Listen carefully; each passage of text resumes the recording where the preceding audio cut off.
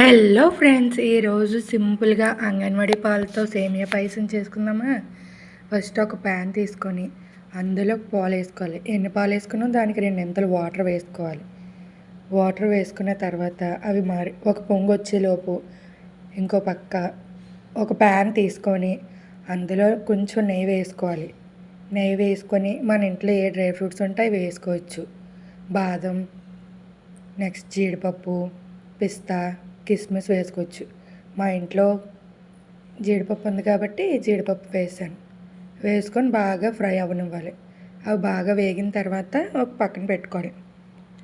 సేమియా ఆల్రెడీ మేము ఫ్రై అయిపోయిన సేమియాయే తీసుకున్నాం కాబట్టి పెద్ద అవసరం లేదనమాట. మాకు ఫ్రై అవసరం లేదు, కానీ కొంచెం నెయ్యి ఫ్లేవర్ కోసం ఆ నేతిలోనే ఒక 5 మినిట్స్ ఫ్రై చేస్తే సేమియా పులుసు కూడా రెడీ.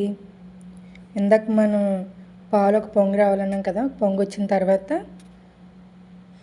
సగ్గుబియ్యం వేసుకోవాలి. సగ్గుబియ్యం వేసుకొని బాగా ఉడకనివ్వాలి. బాగా ఉడకనిచ్చిన తర్వాత అవి ఉడికాయా లేవని ఒకసారి చూసుకోవాలి.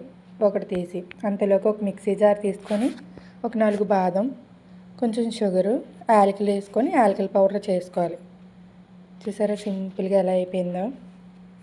ఇప్పుడు సగ్గుబియ్యం ఉడకాయో లేవో చూసుకొని మనం ఇందాక వేసుకున్నాం కదా సేమియా, షుగర్ వేసుకోవాలి. మనం ఎంత స్వీట్ తింటే అంత షుగర్ వేసుకోవచ్చు. ఎక్కువ షుగర్ తినే వాళ్ళు ఎక్కువ వేసుకుంటారు, తక్కువ మేము మీడియం. అలానే ఇందాక ఫ్రై చేసుకున్నాం కదా, ఆ సేమియా కూడా అందులో వేసేయాలి.